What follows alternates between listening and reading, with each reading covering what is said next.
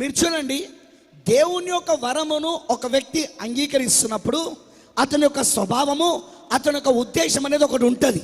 అది అంగీకరించడానికి కారణం. And that is called the attitude of humility.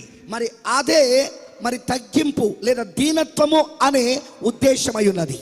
But if somebody develops an ego and becomes proudy, మరి ఎవరైనా ఇలా ఈగోగా మారి వారు ఒకవేళ గర్వాంధులైతే and don't respect God's gift, మరి దేవుని యొక్క వరమును ఎవరైతే గౌరవిస్తున్నారో, you know what happened to Korah and Dathan. మరి మీకు తెలుసు కదా, ఎవరైతే దేవుని యొక్క వరమును అఘోరపరుస్తారో వాళ్ళే కోరావు దాతాను వాళ్ళ గురించి మీకు తెలుసు కదా. And we have many examples. మరి దానికి ఇంకా చాలా ఉదాహరణలు కూడా ఉన్నాయి.